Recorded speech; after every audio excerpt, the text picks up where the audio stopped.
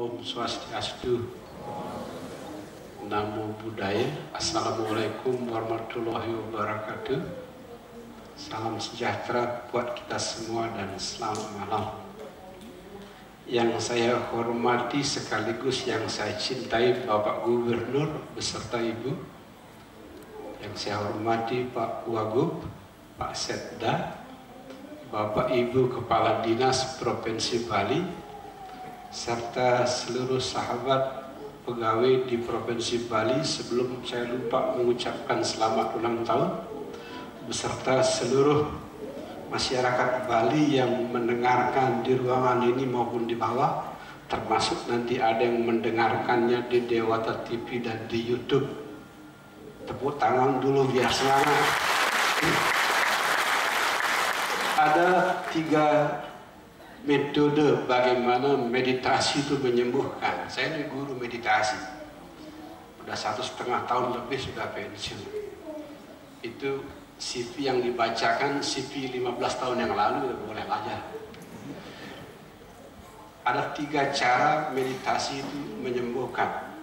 Pertama adalah mengirim vibrasi-vibrasi positif ke dalam dan juga keluar. Setiap kali saya membimbing teman meditasi, pulang dari meditasi semua mukanya cerah sekali. Termasuk teman-teman yang mengertinya sedikit pun mukanya cerah. Karena setiap hari, setiap malam kita berada di ruangan tertutup dan setiap malam kita menyebarkan vibrasi positif lewat nyanyian dan juga tepukan tangan. Makanya di TV-TV sering nanya, ini apa Pak Gede sering tepuk tangan? Sending the positive vibration to the world. Mengirim vibrasi positif kepada dunia. Teman yang sakit, teman yang stres, apalagi dirawat di rumah sakit jiwa, itu terlalu banyak vibrasi negatif. Dan kita-kita yang belajar spiritual, mengirim vibrasi positif sebagai kekuatan peimbang. Sehingga malam ini Anda bersama saya, kita akan banyak bernyanyi dan juga tepuk tangan biar semangat. Saya sudah berjumpa ratusan, kalau tidak mau disebut ribuan teman-teman yang sakit. Sakit begini, sakit begitu, segala macam. Yang ketemunya ada yang menangis, ada yang mau mati, ada segala macam. Semua teman-teman yang sakit itu aura negatifnya terlalu kental. Yang kurang bersyukur, yang banyak protesnya, yang banyak marahnya, yang banyak dendamnya, itulah yang dilarang-larang sama semua agama. Dan di meditasi, salah satu cara menyembuhkan, menghadirkan vibrasi-vibrasi positif ke dalam dan keluar. Cara pertama. Cara kedua adalah mengambil pendekatan pendiri ilmu psikologi Sigmund Freud.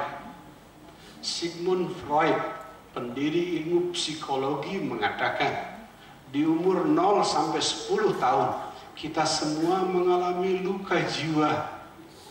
Saya pikir tadinya cuma saya yang luka jiwa, tapi lihat guru-guru spiritual tingkat tinggi cerita semuanya mengalami luka jiwa di umur 0 sampai 10 tahun. Ada yang dipukuli waktu masa kecil, ada yang orang tuanya begini begitu, ada yang kakaknya begitu, berbagai macam. Yang jelas luka jiwa di umur 0-10 tahun ini memberikan warna kepada pertumbuhan jiwa kita kemudian.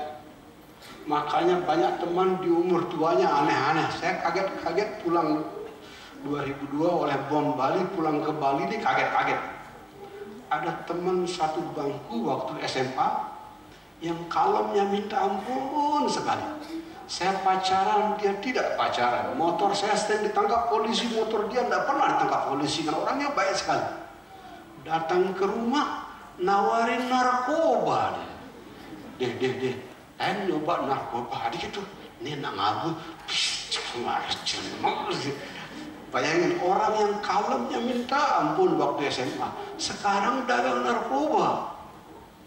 Teman satu kos saya di Bali Utara, anaknya kalem, namanya Made.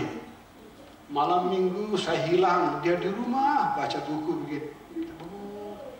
Hari minggu siang saya hilang, dia lagi-lagi baca buku begini.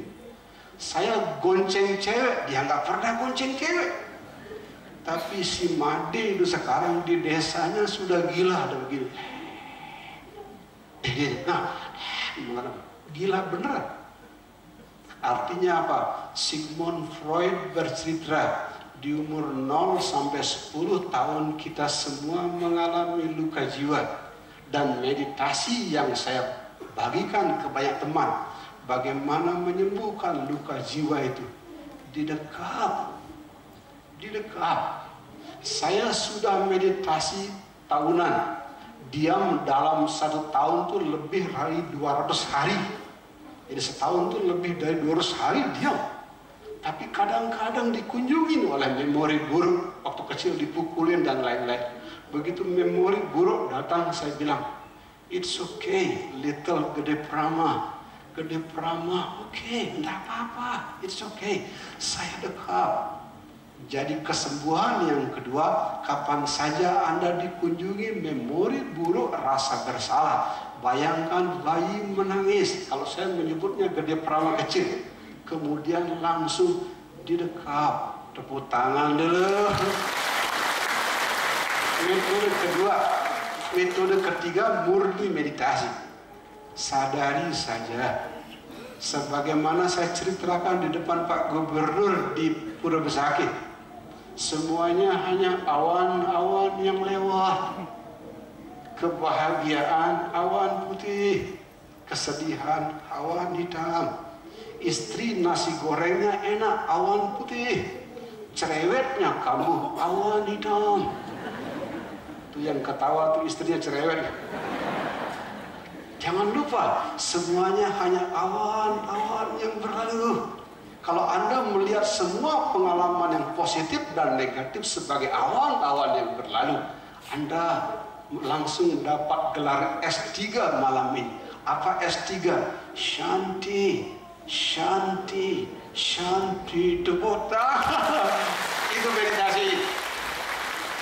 Ya, Anda yang mendengarkan saya malam ini, saya undang Anda belajar meditasi ke Singaraja, di sebuah tempat yang tidak jauh dari desanya Pak Gubernur, cuma beberapa kilo dari desanya Pak Gubernur, di Desa Banjar. Ya, bahkan Dinas Pendidikan dan Pemuda, Dinas Pendidikan dan Pemuda Pemprov Denpasar, itu satu tim sudah berbis-bis datang ke Singaraja. Jadi sengaja saya panas-panasin biar kepala dinas dari Provinsi Bali nanti juga datang, gitu maksudnya.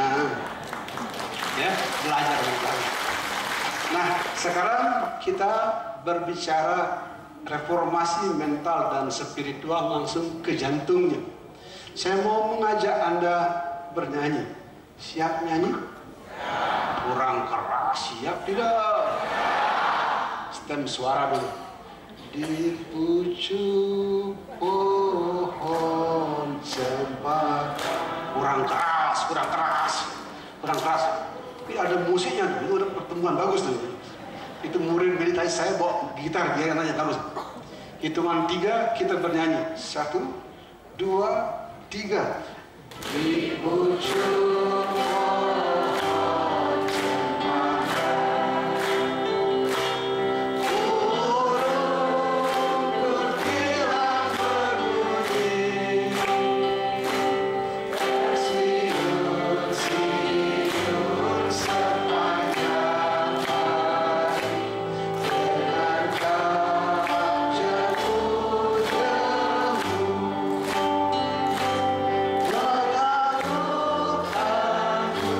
Sambil berseru,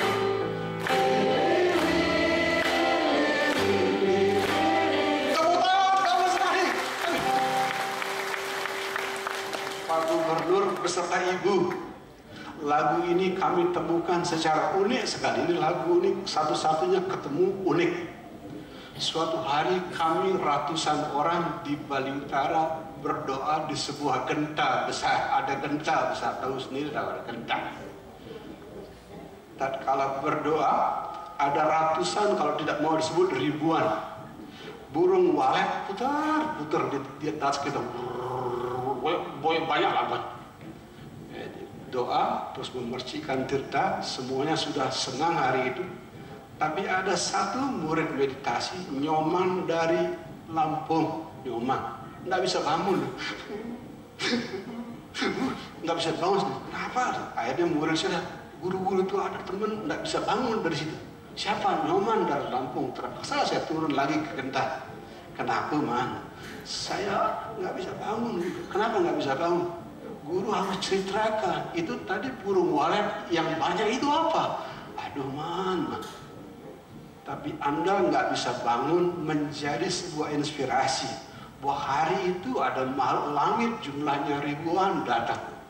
Saya tanya ke guru saya malam itu, ini sebuah pesan yang Anda mesti sampaikan ke seluruh dunia, terutama orang Bali. Apa pesannya?